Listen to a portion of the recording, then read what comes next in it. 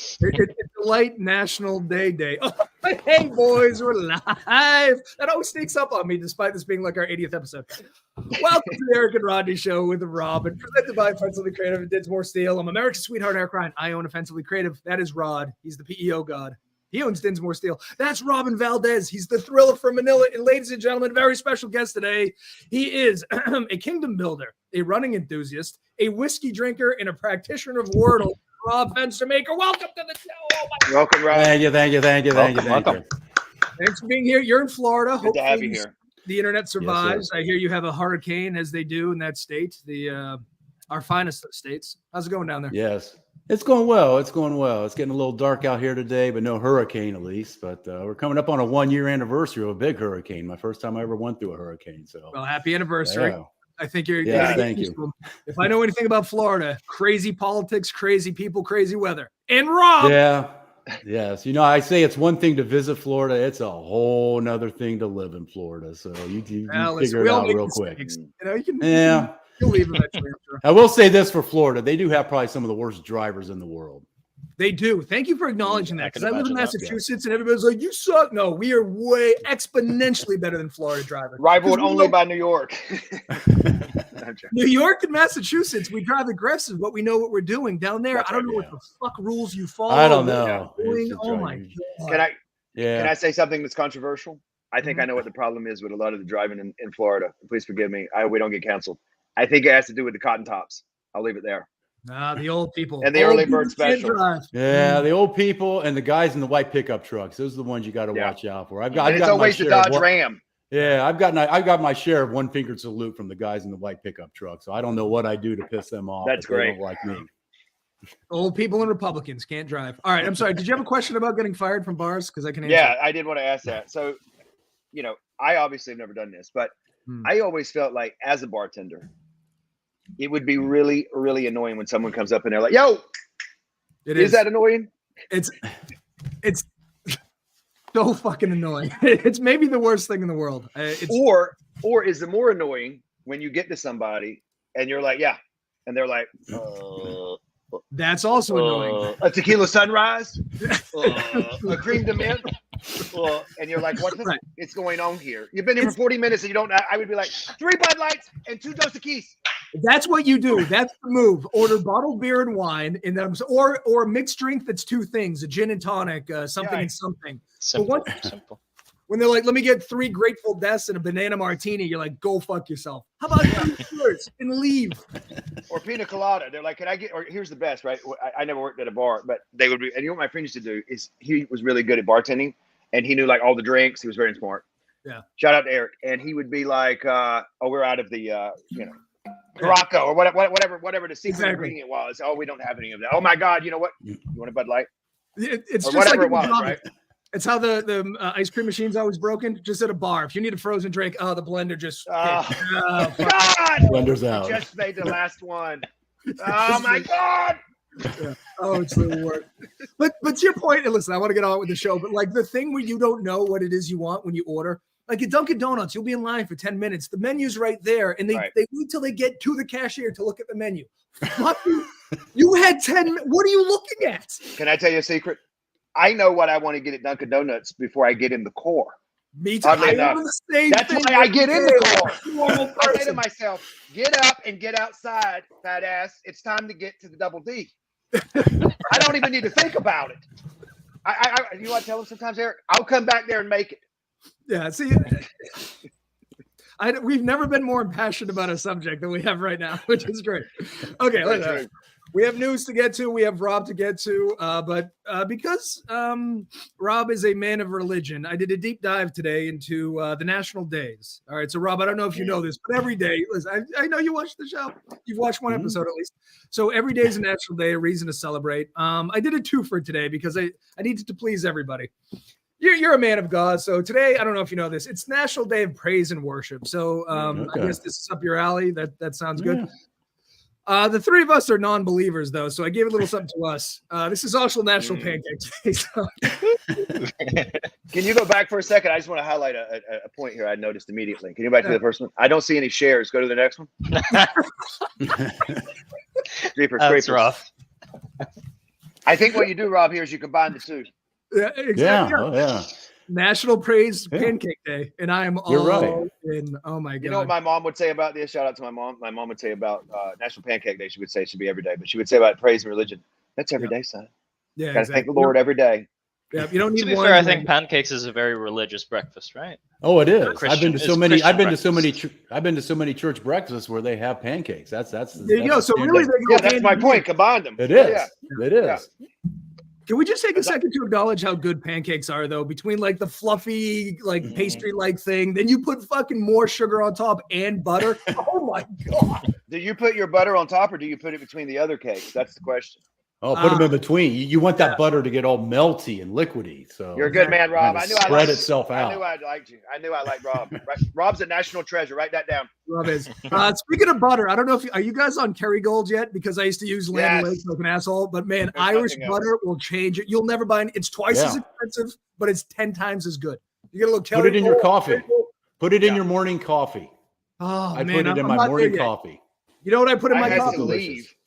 I had to leave a Trader Joe's because they didn't have it one time. I just left them a cart. Kerrygold? Calorie friendly. No, it's terrible No. for you. Oh, the butter in the coffee. No, I don't know about the butter in the coffee, but all butter's bad for you, Robin. All butter's bad for you. Yeah, yeah. It takes But it's off good. years, but it takes them off the end. You don't lose your 20s because of butter. You lose 80 to 90. Lather that shit up.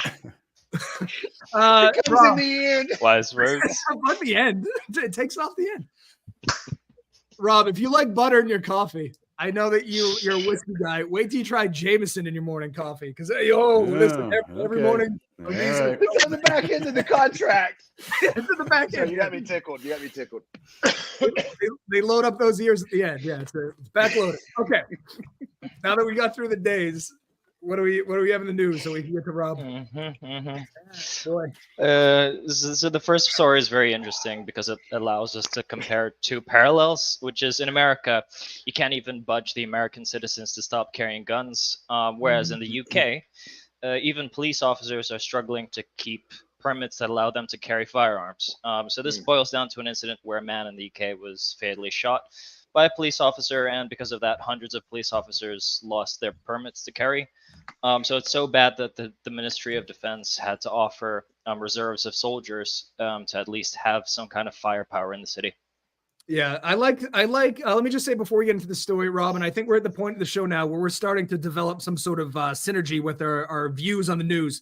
This story is more of a comparison thing, right? Because all we know is how the United States deals with gun violence and police brutality, and this is how the UK deals with it. So this young man was in a car that was evidently not in his name, but the day previous was involved in a gun incident. He was driving around. He gets followed by a police car that is unmarked and has no sirens. They corner him and they shoot him. He was unarmed. So first of all, the British rehashing American plot lines, killing unarmed men. Very unoriginal, do better. But after this happened, the officer that shot and killed this unarmed black man was charged with murder. This led to 100 of the 2,500 armed British police officers to turn in their permits. So this is so backwards the way the United States does it. We kill somebody, we go buy more guns. We give the cops more guns. Fucking violence can solve violence. In the UK, they're like, nope, and they're giving them back. Here's a picture of what they used to carry, and now 100 of the 2,500 giving their guns back. What do you think about that? It's funny because both the countries haven't figured out gun control, but it's for like the polar opposite reason. Oh, it's unbelievable. And then so the Ministry of Defense comes in and they offer up their armed soldiers, but it's only in case of a terrorist attack or something. But so this begs many questions, one of which is it's still admirable that one unarmed man gets killed and there's a national tragedy. In the United States, 600 Americans are killed every year by cops. Nobody does anything. So Can you go back to the other slide? I have a question. Yeah. Are those Nokias? What in the world is going on? That's what you observed. Well, I haven't seen them. I mean, this is so rare. It's it's rare to see a Nokia than it is here about somebody getting shot by the police. So I was very taken aback with the Nokias. But you know how they're indestructible? I think these are just parts of the bulletproof vest. Like they put a Nokia over the heart, so there's no way you could get shot. You can't get through here. No, sir. I think this is terrible. I think it's terrible. I know. I think it's interesting too. There's a lot of these parallels. So if you get the death penalty here in the United States, it's a big deal, right? Multiple trials, multiple appeals, years and years and years. Meanwhile, if a cop suspects that you might be carrying a gun, even though it might be a burrito, which really happened, they can just shoot you. You know what I mean? Like it's either years and millions of dollars or, oops, I think he might be armed. It's just conceptually bizarre. Yeah. Rob, you worked with inmates. Should we be shooting them? Should we be shooting people that commit crimes? What do you think? No. We shouldn't just be arbitrarily shooting people that commit crimes. You know, the whole gun thing. And I blame politicians. I mean, politicians just suck. Politicians are destroying everything. And let's come up with some solid solutions. I mean, I think if you've got mental health problems, why are you carrying a firearm? Doesn't make a lot of sense. Doesn't make a lot of sense. You know, for me personally, I mean, I'm pro Second Amendment. I think if I'm going to, and I don't own, I'll be honest, I don't own any firearms. But if I were to get a firearm to defend myself, the most effective one to me would be a 12-gauge shotgun. Because somebody breaks into your house and you hear that, they're getting out. Right. And, you know, a 12-gauge shotgun, that's all I need. To your point, I always thought about there should be an air horn that sounds like a bullet, because if somebody breaks in and you do that, they're not there for a gunfight. They're going to fucking run. Yeah. You know what I mean? So you don't, to your point, that with a bang, you know, all right, here we go, motherfucker. No, I was just here for your switch. I'm going to leave now. So we shouldn't be killing criminals. Should we be killing politicians? Could that maybe be? If that's a different subject. That's a different subject. We can discussion we can have. But you know what? You know, I'm not advocating that, but that is a different conversation. Okay, so Rob does not. All right, so Rob says don't shoot criminals, don't shoot police officers, don't shoot politicians. That's good. That's a good stance. Yes. The thing that I'm not anti-cop. I think cops see a lot of the worst shit. Like if there's a house full of dead children, who goes in first? The cops. They're always like, no one's ever happy that the cop shows up. They're always dealing with pissed off people. It's a tough job. Probably should stop shooting unarmed people. Right. I just think about myself as a cop, and I think about it, and I say to myself, let's say you and I were on the beat there, and they're like, there's a possible husband and wife argument. I'm not getting involved. No, that's right. Yeah. You can figure that out. You know what? Maybe I would shoot back and say I would shoot back into the microphone and say, I know a very good therapist. Let's just call over and see if you can help. If I woke up, there's a bunch of guys with guns arguing. I'm not saying I'm not a tough guy, but I'm not a tough guy. I'm not interested in it, right? I've never been one of those people who are like, oh my God, the building's on fire. I'm going to run inside and see what's going on. No, I'm not a hero. I don't want to run inside. No. I was meant to create. Yeah, I'll call a hero, but I'm not being a hero. That's right. Yeah. You know, I've known a lot of police officers and have talked to them. They say the worst call they ever have to get is a domestic call. They're terrible. They suck the worst. And it's like you have to make a decision at this. Like you're not involved in the argument. You don't know who's right, but you gotta the woman. You know, it's just it's too much. Ugh. Fighting with your own spouse and then hearing other people's spouses fight. Oh my God. Tough job. Yeah, I'm not interested. I would be like, guys, I'm going to need more money. We're going to have to go out to the drawing board here. Or here's the other thing, right? You're stopping someone. It's been speeding because they're late. I don't think they want to see me. No, exactly. Now you're slowing. They're pissed off. You're pissed off. Everyone's pissed off. It's just a tough day at work. It's not like the Eric and Rodney show with Robin. This is a delight. No, it is. Yeah, I agree. All right. Well, I think we all agree on this. What we also probably will agree on is if we were to get arrested, I'd want to be in this guy's prison. Wait till you see this gem. Yes. Okay. Perfect segue. So time and time again, we cover stories that prove our points on the Eric and Rodney show that the war on drugs, we're never going to win, and we're never even going to put a dent in it. So here's one of the wildest stories yet. So there's an ongoing manhunt for a Venezuelan guy who is a gang boss, and he has so much authority in jail that he was able to build, create, and control a luxury jail. So the jail is run by inmates. It has a zoo, a nightclub, swimming pools, and a baseball field.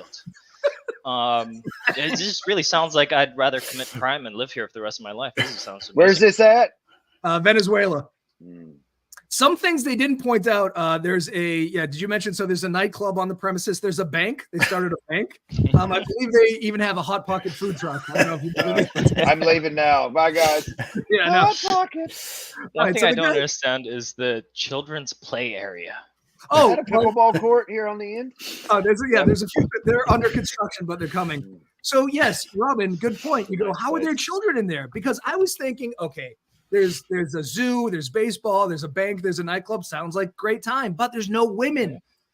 But there is women. They're moving families in. So after this guy took control, he started moving their families into the prison. Not bad, right? Not. So then I started thinking, this guy, he gets shit done. He should probably put him in charge of Venezuela. Put him in charge of the United States. If you can come to prison and fix it up, our infrastructure is collapsing. This guy's building baseball fields in jail. Yeah. However, he was in prison for some dirty shit. He's in prison for extorting migrants into sex trafficking, contract killing, and kidnapping. So once again, it's like cults. Great idea, but it's always the weird sex stuff. Guy, you're a planner. You're a guy that gets shit done. Stop with the sex trafficking. Can I ask a question? When did they get these pictures of this guy? Right before he took off. Oh, okay. Yeah. So these are some aggressive eyebrows. What's going on here with eyebrows Epstein? Well, let me tell you about eyebrows Epstein. In 2012, after he had, he started construction of the children's play area, he bought his way out of prison. So that was his first escape. Then they sent him back, but it's very liberal. So in 2016, he was out on he's partying on a yacht, and then they sent him back to prison. The Venezuelan president had enough of this fucking thing. So he sent in 11,000 officers to shut this shit down. And you're never going to guess who escaped when 11,000 officers showed up to the jail. It's fascinating, right?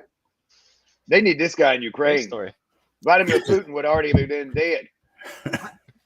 I know Benjamin Franklin did a lot of shit. Keith Richards has done a lot of shit. This guy got a lot of shit done between the committing of the crimes and this and escaping. He's a go-getter. Eyebrows Epstein is something else. Somebody had a pair of tweezers. If he only had a pair of tweezers. If he plucks his eyebrows, nobody will ever find him. I'm kind of impressed by the workout suit he's wearing there. It's not bad, right? Yeah, he's got a good look. He also controlled an entire wing of a prison. So he had flat screen TVs, he had hot tubs, guards blocked other people from coming up. So it is a whole thing. Once again, a hot box food truck. Where's this truck at? I really wish I had one of these. I don't know. Hot Pocket. Who's that guy? Is that looks like I think the guy on the left is Hot Pocket. Oh yeah, that's Hot Pocket. But let's see who's his friend. I don't know. The Venezuelan prison guy. All right. Changed. All right, we're blowing through these. What else do we got? Okay, so this next one is actually really rad. This is the best story I've ever heard. Yes, it is. If you're into chess, you've definitely heard of a gentleman called Magnus Carlsen. So he was like a grandmaster that was unbeatable for years until 2022. There was a man of very little renown that got into the tournament, and he rose to the ranks very quickly. So you can cheat in chess by using a computer, and it tells you what the best move is. So they in these tournaments, they take it very seriously. So they're patted down for listening devices, which tells them which moves to make. Obviously, chess tournaments want to take this very seriously. Eric, do you want to let them know what this guy is being accused of? I would. So this guy's a grand chess master, blah, blah, blah. He got beat by an American here, Hans Niemann, right? So this guy's like, what the fuck? How did I lose to this guy? It must be cheating. How did he cheat? Well, it's quite obvious. Vibrating anal beads. This is a real story. So this man suspects that somehow this man was receiving signals from somewhere else via the technology of vibrating anal beads. This is something that really came up. They recently settled a $100 million lawsuit over these accusations. Chess.com got involved as well. So they have that kind of money? Dork on dork. This guy has $100 million? I think if you're to your pickleball point, I guess chess is lucrative. Pickleball, not so much. $100 million? $100 million. I can't imagine these guys can scrape together 2,000. Well, wow. I'll tell you what they do have is they have $16.99 for vibrating anal beads. But help me understand how you think someone's cheating. You automatically go to vibrating anal beads. Here's my other question. So somebody's watching these two play chess, right?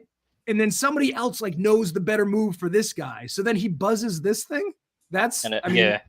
He That's not buzzes a the code and it tells gotta him be knight honest, to G4. It sounds to But me like what- the first guy has hired Alex Jones to help him sort this. Yeah. I think it would be brilliant if you could memorize all the buzzes. You know, you get That's this the kind thing. of Yeah. buzzes. This is what very you got to true. do. Okay, so like in baseball, it's easy to cheat. One, like you can read the signals. The catcher calls fastball, and then you do one buzz for a fastball, 2 buzzes for a curveball, whatever. But in chess, there's a million moves. How do you begin to understand the buzzes? Yeah. Does anybody have answers to these questions? I do don't have the an answer. I do, because it's the chessboard's a grid, so like each vibration could correspond to a number or a letter. So like Morse he'll code. memorize. Yeah. So like Wow. knight I to see. G4, and it would have like a certain buzz that he would memorize. But what if he wasn't paying attention and he was like, was that a K or a G? Well, it's like, does he scratch his head for buzz again? Because I'm like, I didn't get that. One more time, could you buzz? I was just They thinking. should have put this. They should have added this into the Queen's Gambit. That's what they should have added. Well, there. that would have made the show That's a just lot like- better. That's what I mean. They might have changed it. They might have changed the name of it. I That just took think a whole new meaning. right. Yeah. This just brought to mind too how versatile the ass is. You got to think in terms of modes of transportation. If you're going to prison, you can hide things in there. If you're playing chess, you can cheat. It's traditional function. Some people are into it. It's sexual pleasure. So I just I don't think it gets enough due. But this is the craziest scandal I've ever heard in sports, and I think we should celebrate it. By the way, if you're looking for vibrating anal, this is $16.99 and has 3.5, 4 stars on Amazon out of 75 ratings. Robin, I got to tell you, hell of a story. Thank you for that one. You're Robin very dug deep for that one. He did too. Hey, all right. Oh, no. Nice. Okay. Very nice. So this next one, obviously all of you are from a very different generation. So the headline is Anwar Hadid showcases his skincare. So I mean another Kardashian or Hadid person, but it's more so just like a statement that men are no longer afraid to look masculine anymore. They're okay with being feminine and caring about personal hygiene. I feel like when you're a man, it's kind of demonized when you're showing too much care about. I feel like most modern men are a bit more vain. That's my point. Yeah, That's I Bella mean, Hadid's brother. what's that? That's Bella Hadid's brother. Oh, it is. Yeah. I didn't know that. Yeah, I was totally lost on Anwar. who this person is. I know him from The Housewives. No, okay. Thank God you watched The Housewives. So I guess the point is, on June 6, 1944, American males stormed the beaches of Normandy to fight literal armed Nazis. And today we have gold patches on our skin, so we don't look puffy in the morning. Something has gone wrong. He's supposed to take those off before he leaves the house. I know I do. That's the point. So I can't distinguish whether or not this is like a brilliant publicity stunt because he goes outside advertising his skin cream, or if this is something that they're going to say we need to do if we're going to keep up with the Joneses. We're going to have to wear shiny patches on our face. Is that a thing, Robin? Is that coming? You're from the youth. I've worn one of these, Speak yeah, to us. before a fashion show as well. I used In to model. public? I used to. Yes, I had to. Wow. You have to Well, put them on question. for like 4 hours. Yeah. Yeah, they stay on for a while. I have a question. Here's my question: is he selling these things? Because that's why he's wearing them now. If he's Yes. selling them. Yeah. Well, I'm glad that Well, you asked. we've solved it. Right. No, I think this is a brilliant publicity stunt, but it illuminated me to what's going on in the world. Would you like to hear the celebrities that have goofy skincare things now? Of course Yes. you do. Harry Styles, Pharrell, Idris Elba, Travis Barker, Brad Pitt, and Jared Leto, they're all selling male skincare products. You guys? Wait, who wants to look? You said Travis. Who the fuck wants to look like Travis Barker? He's terrible looking. All his tattoos. He looks terrible. I remember when the Courtney, right? Is it Courtney Kardashian got it with him? And I was like, damn, Terrible. what in the world's going on? I'm very heterosexual despite the hair, but I will say that like of these, the most unfuckable is Travis Barker by 100 miles. Yeah. Like Idris Elba, Brad Pitt, Jared Leto, in Travis Barker. Oof. Yeah. I Anyway, think they were barking up the wrong tree with that one. I see what you did there. Yeah. People often think I'm too feminine because I use hairspray, but now evidently male grooming is a $115 billion industry in the United States. Why is it frowned upon? Yeah. I'll never understand. I don't know. I use stuff all the time. I'm not gonna lie to you. Yeah. Why is it You frowned got to do what upon? you got to do. Yeah, I don't know. I think because it's viewed as feminine, and Because some men think they're tougher than the sun. that's true Yeah. too. Mm. But I tell you what, Right. there's a lot. There's a lot of beard products. I actually do put product in my beard to keep. My Yeah. wife tolerates the beard. She says I just have to keep it neat and clean. So I do put product in my beard. I used to have There's a a- beard. Not as nice as yours, but I had one, and I used to put stuff in it too. Yeah. Do you guys You have a have to. skincare routine? Do any of I you do. moisturize? You do? Yeah. I do. I moisturize after every shower. I do too. I always have. As Just a skin child, lotion, just I've basic done that. lotion. Yeah. How is the guy that spends 20 minutes on his hair the only one without the skincare? I guess it's because, like, how much more can I do? I have a special brush. I use my Clairsonic morning and night, Oh, you look and great. then thank you. And then I use my toner. And I go through the process. Yeah. How Rodney much you Steele spend? uses a toner. Yeah, of course, bro. You have to. Come on. May I ask what a toner is? What's a toner? Well, you use it after you wash your face, and then I usually will put on. It's a whole night and morning routine. But then I'll put another potion or serum on, depending upon night or day, and then I put my SPF 30 on my face. Wow. So you have a whole Sunscreen's routine. really important. Yeah, I've always done that. Your head must smell amazing between all these products. Everything between the hair and the face, and oh man, Robin, same deal. You get a routine. Not as sophisticated, Rodney's by far. Moisturizer, sunscreen if I go out, and whitening soap. Because the Philippines, we all want to be white. It's a thing. Whitening soap. We all want to be dark here. Let's move on. Robin, can I get whiter? I'd like to get whiter. I think. Yes, Yeah? you can. my- It's papaya soap specifically, and it kind of burns your skin a little bit, so you Great. get used to it. But yes, you can All go right, whiter. send me a couple bars. I don't feel like I'm white enough. Is Rob, this a Michael Jackson soap? if ever there was a perfect spokesperson. Yeah. Rob, what do you do too? So you get the beard oils, and then I get the beard oil, beard lotion, key it in, comb it out real well. I mean, I do put either some lotion or just coconut oil on my skin. Coconut oil is pretty good for you. Coconut oil is great for you. Yeah. Detoxifies your skin, so I put that on maybe once or twice a week. Oh, we're just a bunch of soft men on the show. It's nice. Listen, if we stormed the beaches of Normandy, it'd be all right with me because you know what? Yeah. We're very good looking. It's on the beach. Yeah, It's get some fine, you know what I mean?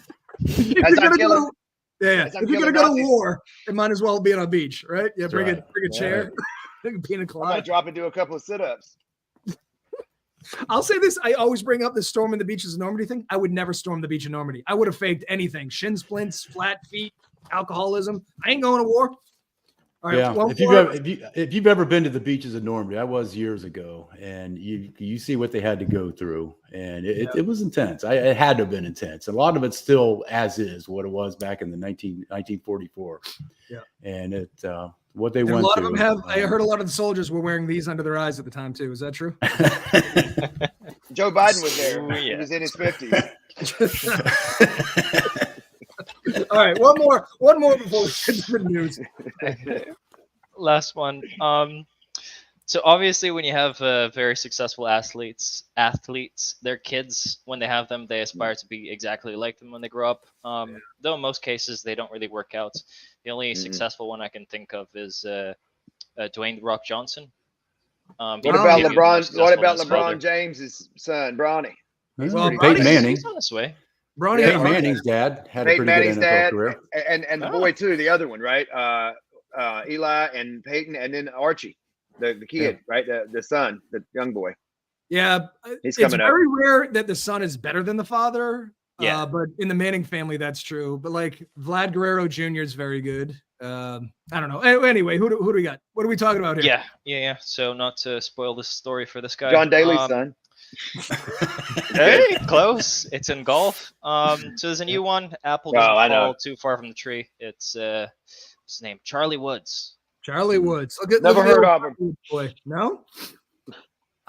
So he finally he won something, and this article's a dick. Like I just pulled out this thing. Listen to this. This time Tiger Woods played caddy to his son Charlie as the 14-year-old shot the best round of his fledgling career. He's 14. You can't have a fledgling career. Yeah. In what walk of life can you be fledgling at 14? Plus he won something. Some Delivering junior- newspapers. What's that? I said only if you're delivering newspapers. Your fledgling newspaper Yeah. career. This kid's probably made more money than the person that wrote the article, maybe the magazine. Of course he has. And I think he's going to be Probably. okay. You know why he's going to be okay? His fucking caddy is Tiger Woods. Like, Tiger looking at something and telling him to do something. I think he's going to be he's using one of those cool things that you can read. Yeah. Well, And we see. have a guy. This is the show that we're trying to sell to that guy. He sells those things. The only way I can wrap my life into this is my son plays soccer now. He's in first grade, and I get very animated on the sidelines, like I'm yelling at him. He doesn't care about soccer, doesn't know how to play. I don't give a shit about soccer, but I get real worked up. Imagine Tiger Woods watching his kid. Oh my god, That's true. stupid asshole. Anyway, you guys play golf? Anyone? Rob, you play golf out there in Florida? I used to play a lot of golf up until probably about 20 years ago. Just kind of life circumstances. I got sent overseas for a year and came back home, and children were older, and I just couldn't fit golf back into my schedule. So maybe at some point I'll get back to it. You got I sent used to play a lot. Okay, well, I got sent overseas. I got sent overseas for that never-ending war that we had in the Middle East. So oh yeah, because Coast Guard, is that where you were? Or I was in the National Guard. National Guard. Okay, National well, you're never Guard. going to believe this. We're half hour into the show, which means we can talk about you now. So, Okay. all right, Rob, listen, you got a lot going on. You're a kingdom builder, like you're a running enthusiast, whiskey drinker, practitioner, Wordle, National Guard. You worked with prisoners. You're a life coach. What do you want to talk about? Where do you want to start? Where do you want to start? Where do you want to start? Oh, where do I want to start? You know, I was sharing with you before we got on here. I mean, I love Imperfect Action. I go through my life and look at all the events of Imperfect Action I've done. And, you know, when I work with people, what they say is, I just need the perfect time to do something. I say BS, because if you're waiting for the perfect time, it's never going to happen. Because even if it gets close enough, you're going to negotiate your way out of it. Just take some imperfect action. Just take that step. You know, I was thinking about that this morning. You mentioned, you know, my Army, and how I got into Army was totally imperfect. 17 years old, young and dumb. And so we decide, hey, you know what? Let's just skip school today. Nobody's going to notice us. Well, of course, they noticed we weren't there. Have a habit of doing that. Of course, for some reason they just noticed we weren't at school that day. Who'd have thunk it? So, you know, we get this bright idea. We get through the grapevine. If we don't show up to school tomorrow with a proper excuse, we're going to be expelled for 2 weeks. Mm-hmm. Okay. I can't let that happen. So we get the bright idea. Hey, let's go talk to an Army recruiter. 17 years old. Let's go talk to an Army recruiter. And so we go talk to an Army recruiter. And, you know, after a while, I'm talking to him. And I'm like, all right, I'll sign the paper. Not a problem. And as I'm walking out, hey, can you do me one more favor? Can you just write me an excuse to say I was with you all day so I won't get expelled for 2 weeks?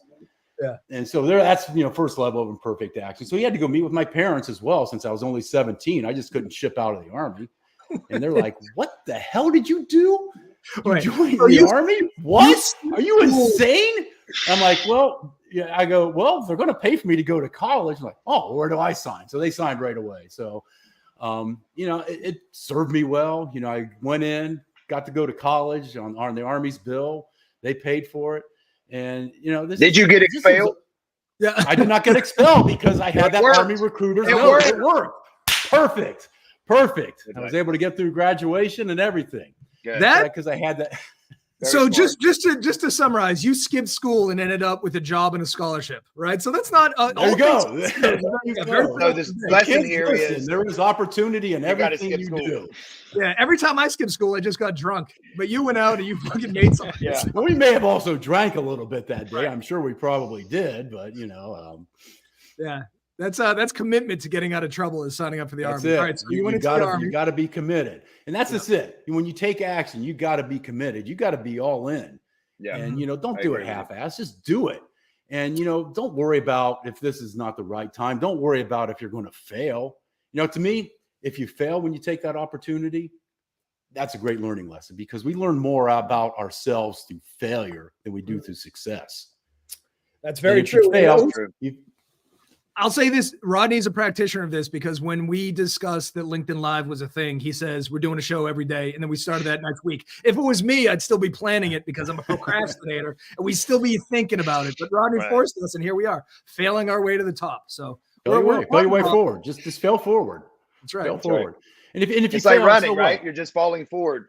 You know, I'll give you another. Here's another imperfect action about my running. You know, I was in the Army, and so you got to run. You got to run a PT test a couple times a year, so you got to stay in shape with running. And towards the end of my Army, of my time, I had a couple knee surgeries. I'm like, got out. I'm done with running. Don't want to run anymore. So my wife takes up running, and I'm just kind of watching her, and she's kind of says, you know what, you need to start running. I'm like, well, I don't want to. So what she do? She signs me up for an event 4 weeks out. A 4-mile event, 4 weeks out. I have 4 weeks to get ready for this thing. I'm like, all right, I guess I'm running. You paid for it. I'm not going to waste the money. Mm-hmm. So I was able to, get back into it and started running and was able to complete that event. And she loves the running events. She says, I only run for the bling. So she only goes to running events where you get a bunch of stuff, where you get a bunch of the bling. Mm-hmm. So right now she's got me, and we're both doing this. We're big Disney fans. And so there's a thing called Run Disney. So they have, 4 or 5 events throughout the year. And their big event is in January. So they have a 4-day event, a 5K, a 10K, a half marathon, and a full marathon. And we've run the half marathons before, and we've run the 10Ks. Well, she decides she's going to up the game. So she signs us up what's called for the Dopey Challenge, where over 4 days you run a 5K, 10K, half, and a full marathon. So we're Time out. I have a question. Hold on a second. Yes. Hold on. I need to understand this. You're going to the happiest place on earth to kill yourself? Yes. That's what I'm hearing. Yes. What in the world is going on? Is David Goggins running this event? This sounds like some Navy SEAL stuff.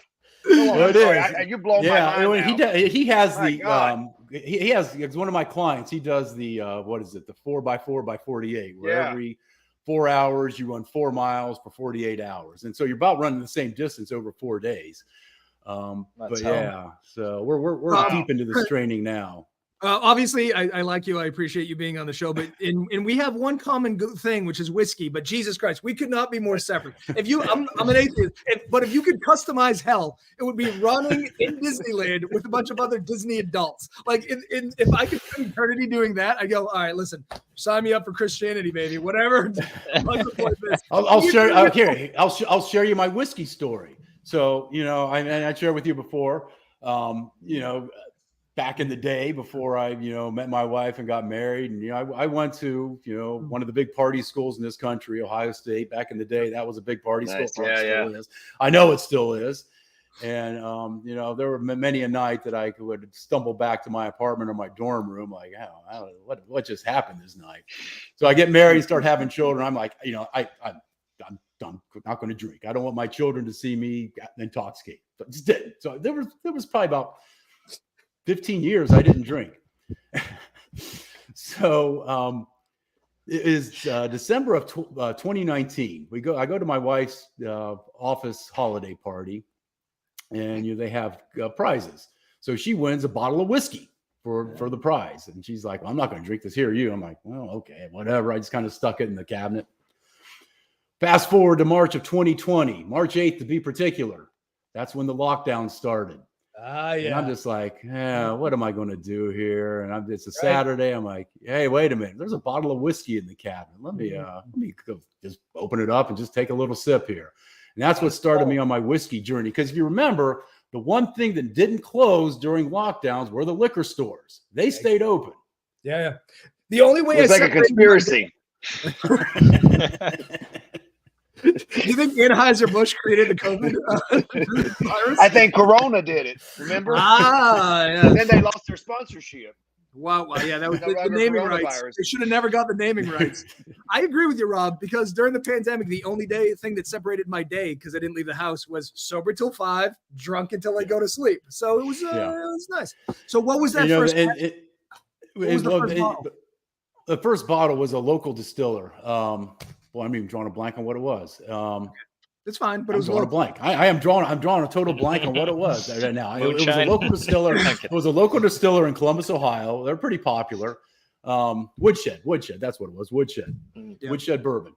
And so then, since I'm, working remotely, and I would just kind of chat with some of the other folks online there, and one of them was a big bourbon aficionado. So he started telling me, oh, you got to go try this bourbon. So You know, I'd make my weekly trek to the liquor store and like, I'd see that bourbon he talked about. Let me try this. So by the end of COVID, I had quite the, you know, bourbon and whiskey selection in my liquor too. Oh, that fucking EPP loan shit really helped my bourbon collection. I can tell you that much. You know what's great about Ohio too is you're right next to Kentucky, which is the that's bourbon Disneyland. So it's bourbon Disneyland. Much better than real Disneyland. Okay, let's talk about so Imperfect Action. And then I watched a bunch of your videos. I mean, there's a million things that you talk about, but being a victor versus a victim, this is another one of you know, so when you're that victim, you have this blame mindset where you just want to blame everyone and everything else for your lack of progress. And when you're doing that, when you're blaming, all you're doing is being lazy and making excuses for your lack of progress. You're not taking ownership. You're not taking responsibility for, you know, what you have not done with your life. Yeah. You know, to me, when I look at life, I just kind of look at the waters of life. You know, we kind of got to get out in the waters, and you got to get in your boat. You got to take that oar. When I say oar, it's your ownership, accountability, and responsibility, because you're the only person that's going to make you better. You have to be willing to take that action. You have to be willing to take that step. You have to be willing to understand that your life has opportunity. Embrace it. You know, one of the things that I think is important, at least for me, coming out of corporate, is, you know, I got sick of the rat race, because you get sick of it. You just get sick of it because every time you're in that rat race chasing success, every time you're about ready to cross that finish line, somebody moves it on you. When you chase success, it is gone in an instant. If you don't believe me that success is gone in an instant, just turn on ESPN the day after the Super Bowl. What are they talking about? They're not talking about who won the game last night. They're talking about, well, who can win it next year? They've already forgotten about last night. And that's what's the problem with success. But when you start embracing, it's short-lived. It's short-lived, absolutely. But you know, when you work with me, what I want you to do is start understanding the level of significance that you have with your life. And significance is something that's your mark. That's, you know, you leaving your legacy. That's something you can pass on to the next generation and generation after that. Now, you guys said you're not faith-based, but my faith is important to me. And to me, the most perfect example of significance, I'm sure you've heard the story of the thief on the cross. I heard it. Well, not until your videos last night. And let me just say this: I was a confirmed Catholic, and this guy doesn't have a starring role in Catholicism. I'll just okay. But we don't know much about this guy other than he was a thief of some sort, and he was condemned to death to hang on a cross. And he happened to be hanging on a cross next to Christ, and he made a couple simple statements. And those simple statements that he made are something we are still talking about 2,000 years later. And that's what significance is. It's you doing those small little things to make a difference in life, because we never know what's really going on with somebody, what's going on inside their head. And sometimes just doing something simple, a kind word or a smile to somebody, that can change somebody's life immeasurably that you never know. And embracing those opportunities, that's what significance is about. And that's when you work with me, that's what I want you to understand, that you have the opportunity to do that each and every day. First of all, death for thieving, that's a pretty steep price to pay, right? Like the thief on the cross. I would think so. Yeah, that's. Yes.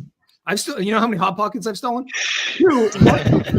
What did he say? What was the significant? Well, what he said is, you know, will you remember me in paradise? That's all he said. Remember me in paradise. And Christ responded, today you will be in paradise.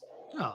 That's a nice message before the state executes you. Man, it was hard though back in those days. All right, so you're a kingdom builder. Can you just what is kingdom building? Well, kingdom. What that means to me is, you know, coming from corporate, one thing that's we men are really good at is creating that identity around that corporate identity, that 9-to-5 identity. We are locked in on that. That's who we are. Yeah.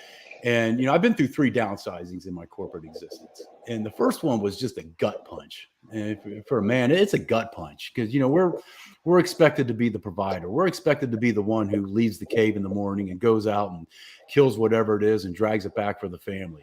And, you know, when that identity is taken away from you, you struggle. And I went through a struggle. I'll be honest. I went through a struggle for a few years just because that identity was taken out from me.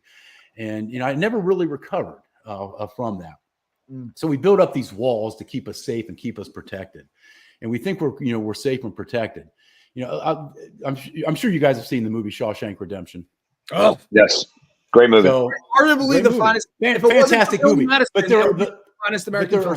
There are so many life lessons you can draw from that movie. You know, Andy Dufresne, he gets thrown into the cell, wrongly accused. He knows he's wrongly accused, where he eventually has doubts. Did I do this or not?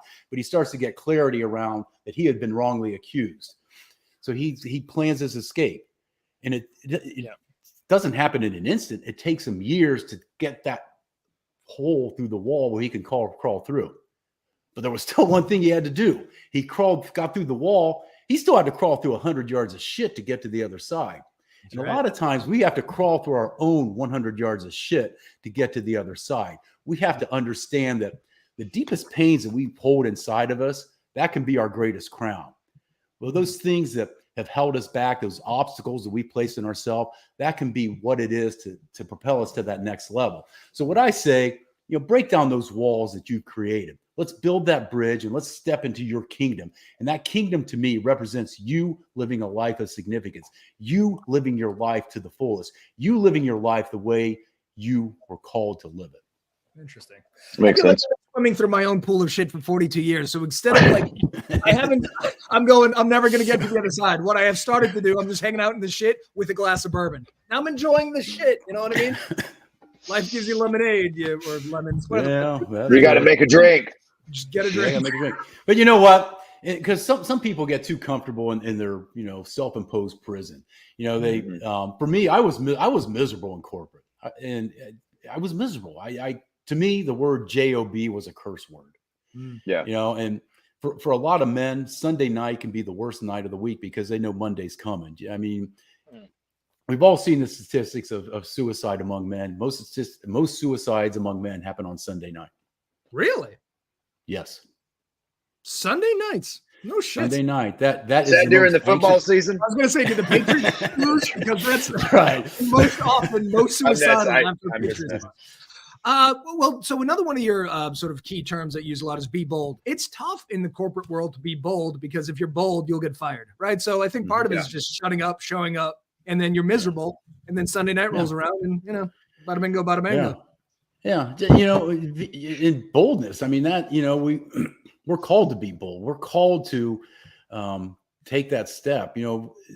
Something that's important to me when you start working with me, the first thing I want you to do is understand the foundation of your life. Is it solid? Are you able to take that stand upon it? Because when you're solid on that foundation, all the choices we make, all the decisions we make are going to be stronger.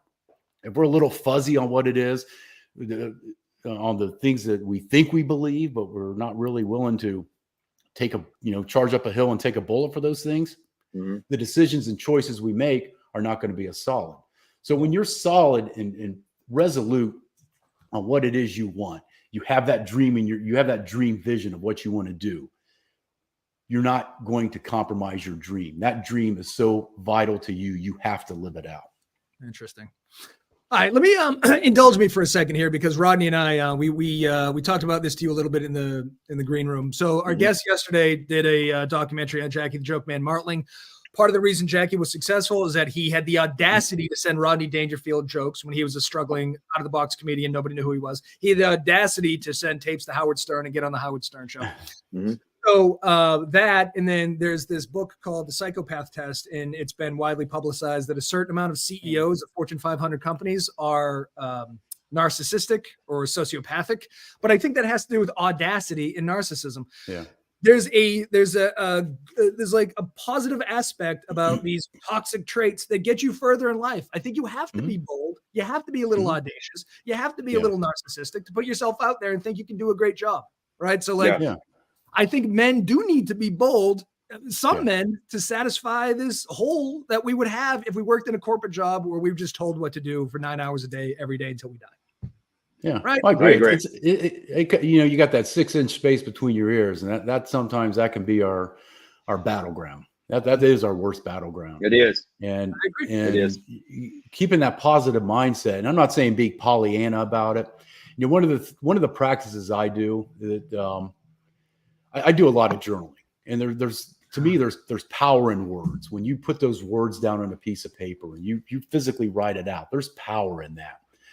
And one of the things I've been doing of late, and I'm going to challenge myself to do this for 21 days. and I think I'm about day 8 into this, is just all I write is just I am statements. I am whatever you want to say. I am, diligent. I am a man of character. I am a man of principle.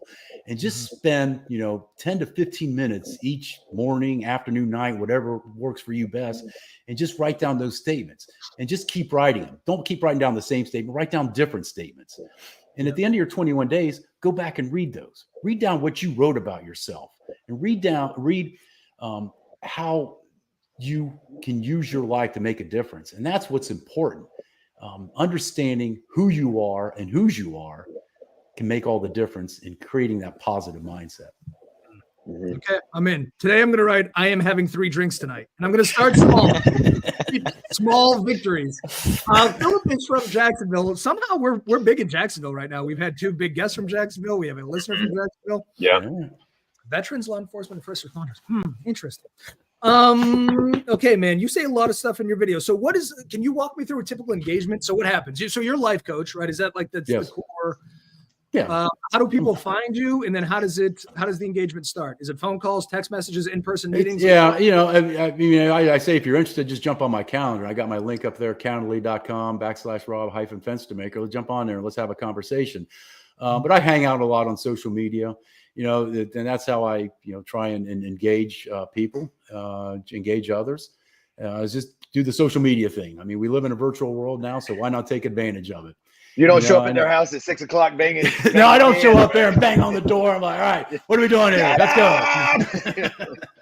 Right, like Matt Foley, motivational speaker. You don't start screaming at kids. Think about it.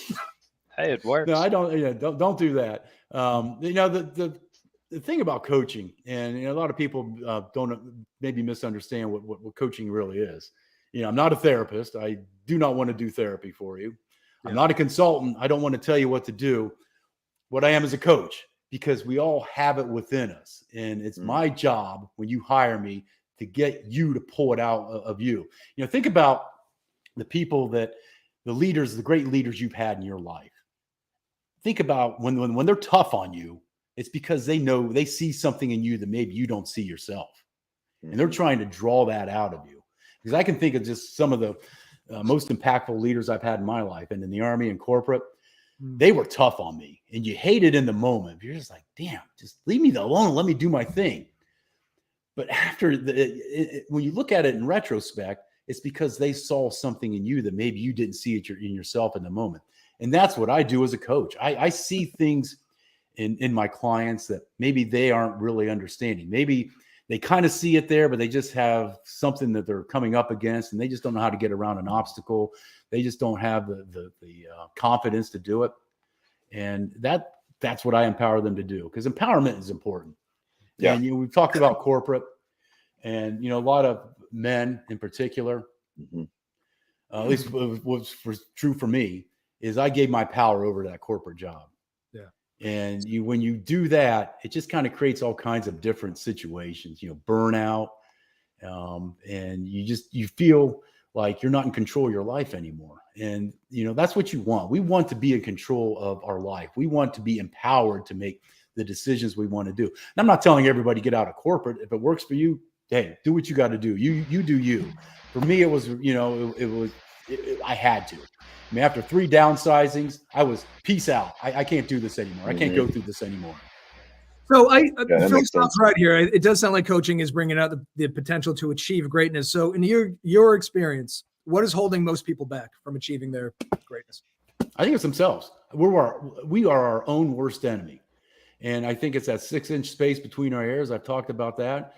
And it just comes down to accountability, because, we can hold others accountable. The one person we can never hold accountable, or that's the hardest to hold accountable, is ourselves.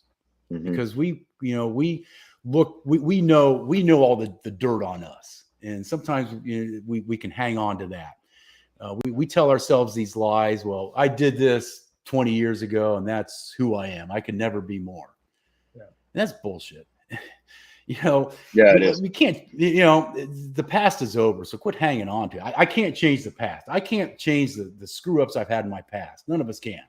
Right. What I can do is I can learn from them. Tomorrow's not yet here. So quit worrying about tomorrow. You have today, embrace it. do something about today. Take action in today and be that person you know you want to be. I think we take we're heading to the same place, but we're taking opposite routes. Like I am fueled by the idea that we're all going to die and nothing matters. I'm a nihilist in many ways. So start a show on LinkedIn. Who gives a shit? Sell feet pits on the internet. Nobody cares. Hire a pickleball pro. You know what I mean? Like just fucking do it. Do whatever you need. Do whatever you just go for it. I know that you're taking a more spiritual approach, but it gets yes. I mean, my faith is important to me, but I also have fun in life. I mean, some people I've seen the what I call the sourpuss Christians look like they've just been eating dill pickles and lemons all day, and they don't enjoy life. I mean, I'm given this life to get out in the world, and if I'm to fulfill my mission, I got to get out in the world. I'll bring up Christ again. He didn't just hang out with all the religious types. He got out into the world. He got his hands dirty. And that's what I want to do. I need to get out and get in the world and live life, experience life. I think what fun is life? What fun is life if you don't experience it? Yeah, right. From what I know about Jesus, he would appear on the Eric and Rodney show with Robin if he was invited. He would have. You know what? You are 100% right. He would have appeared. He would have appeared. Yeah, because we're on the opposite. Okay, so listen, we only have 4 minutes left, but I didn't want to indulge myself the entire episode, but you're a bourbon drinker. It sounds you whiskey, but bourbon. So what's your go-to? How often? Well, let's start here. How often do you drink it? I'm not drinking that much anymore. I do hold a virtual whiskey hour every other Friday. I'm going to do it this Friday. So, stop on by. So I don't, Does it start at 5 a.m.? Start at 5 a.m. Can't drink all day if you don't start in the morning. That's right. That's right. I'm going to tell you my favorite cocktail though, smoked old fashioned. And I even bought a smoker and I make my own. I love old fashions. That's my favorite. Old fashions. That's a fantastic drink. Don Draper. Don Draper. That's the drink of Don Draper. 100%. People don't realize that. That's what Don Draper drank. There he is. Don Draper. And if anybody out there hasn't watched Mad Men, best show on TV. Oh my God. End of discussion. Best show ever on TV. Oh, the characters, the settings, the plots, the writing. It's amazing. The attention to detail. Joan. Yeah, good.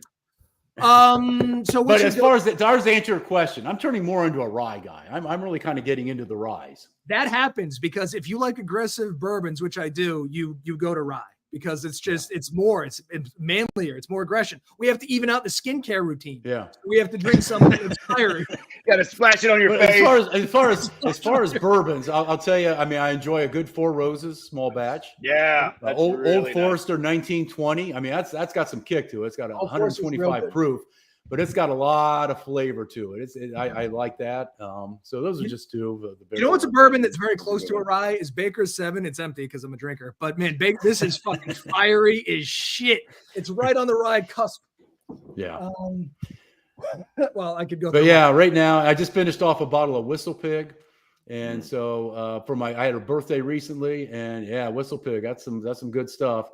And my birthday was recently. I just crossed the big 60. Good grief! You look great. God help me. You do look great. I am 60. I'll say this: I'm 60 years old. I'm in the best shape of my life. Nice. My wife and I, we kind of changed. We changed everything. We went to a whole food diet. She got me into running. She's forced me into running. But I'm in the best shape of my life at 60 years old because I plan on living well into my 90s. Not many people. What was I saying? Right. No. Yeah. Well, Temptation Rye. Temptation Rye is the one I've got right now. So you like Whistle Pig. I have a bottle over here. Whistle Pig Boss Hog 7. They do a Boss Hog every year. It's about $500. Yeah. Boss Hog 7 from Whistle Pig is like licking God. So if you like God, and I know go out and spend $500. You want to? Yeah. If I came home and my wife saw a $500 charge on our debit card for a bottle of whiskey, there'd be. You know what you tell her? You tell her that's the price of running the marathons. That's exactly. Or it sounds to me like the death. But you know what? I have turned her on to smoked old fashions. So now she's a big aficionado of smoked old fashions. Okay, good. So she's coming around. Yeah. Man, Rob, this is a classic example of I think we're very opposite, but you're a good dude, and Brown Booze has brought us together. Jesus, that's right. I'm going to think about the torture of a marathon in Disney World. Hey, I'm thinking about it right now. I'm like, why in the hell did I sign up for this? Is there still time to cancel? Well, I don't have to go, but I'm forfeiting my money, so I guess I'm going to go. So it's just life is so short. Instead of running a marathon at Disney, you can do cocaine in Vegas. Like you don't have. Or you could eat your way through Disney. Or That's you could true. avoid I've done that as well. altogether. Done that as You well. could just skip Disney World. You could Yeah, go you could just skip it. Paris, Italy, all these places. All right, so Rob, we only have a few seconds left. You want to plug your website, plug your business before we? Yeah, just reach out to me at website. It's very simple, robfenstermaker.com. If you want to jump on my calendar, do so. Calendly.com/Rob-Fenstermaker. Jump on. I'd love to have a conversation with you and explore how you too can break down those obstacles and become that person of significance that you know you want to become. Yeah, baby. Be bold. Perfect. Be a victor, not Yes, a victim. God damn it. All right. Absolutely. Listen, you've been a great guest. Don't leave. Stay in the green room for a couple seconds. We have to log off. We'll be back tomorrow. Goodbye, America. Mm-hmm.